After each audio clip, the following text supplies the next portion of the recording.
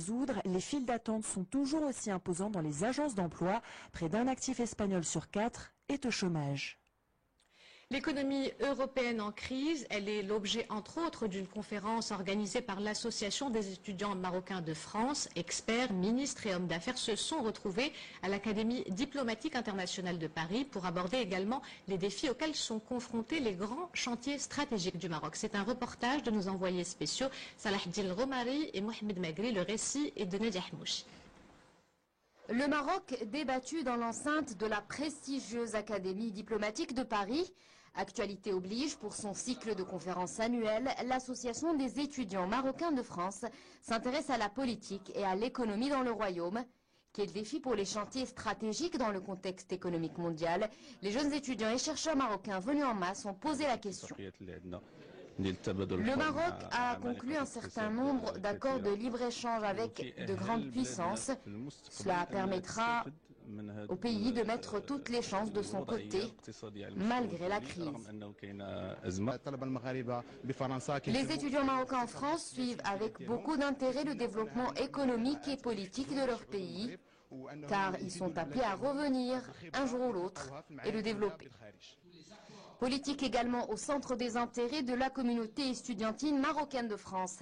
Elle a interpellé les intervenants notamment sur le rôle de la classe politique nationale et celui de l'opposition. Le regard français sur le nouveau contexte politique marocain a également été exposé. La France connaît quelques changements politiques en ce moment, le Maroc vient d'en connaître aussi.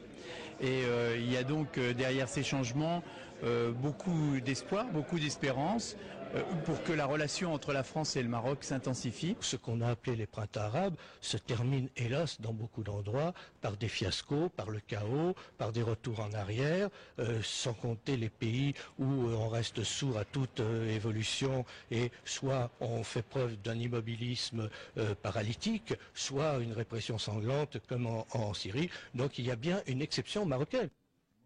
Cette rencontre organisée à l'initiative de l'Association des étudiants marocains de France est devenue depuis quelques années une plateforme de débat et d'échange entre les décideurs d'aujourd'hui et de demain. Et en associant les jeunes à la réflexion sur l'évolution de leur pays, c'est une manière de les impliquer dans le développement du Maroc. Pour parler plus en détail de cette rencontre, nous retrouvons à Paris le président de l'Association des étudiants marocains de France, M. Ahmed Lahlou. Bonsoir. Alors on l'a vu dans le reportage, la salle était comble, beaucoup de jeunes sont venus participer à cette conférence. Quelles sont les questions qui ont été le plus posées? Quels sont les chantiers qui intéressent le plus ces jeunes? Bonsoir. Écoutez, chère madame, nous avons été aujourd'hui agréablement surpris par la grande affluence des jeunes Marocains à l'Académie diplomatique internationale pour parler du Maroc. Ils ont eu l'occasion de rencontrer des chercheurs, des hommes politiques et des chefs d'entreprise à la fois français et marocains. Et s'il y a une conclusion que l'on peut retenir, c'est que dans un contexte de crise économique mondiale, les regards et l'attention doivent être tournés vers le Maroc, ce jeune pays qui a énormément de potentiel et dans lequel on peut créer beaucoup de valeur ajoutée. C'est ce que les jeunes Marocains ont retenu aujourd'hui et ils sont prêts à revenir pour participer à la création de cette valeur ajoutée. Alors, on a vu tout à l'heure dans le reportage un jeune s'exprimer et dire qu'il suivait de près le développement économique du Maroc. Vous, en tant que président de cette association, est-ce que vous sentez que ces jeunes sont impliqués, associés à ces grands chantiers ? Écoutez, évidemment, il faut souligner que l'une des plus importantes richesses du Maroc, c'est évidemment sa jeunesse.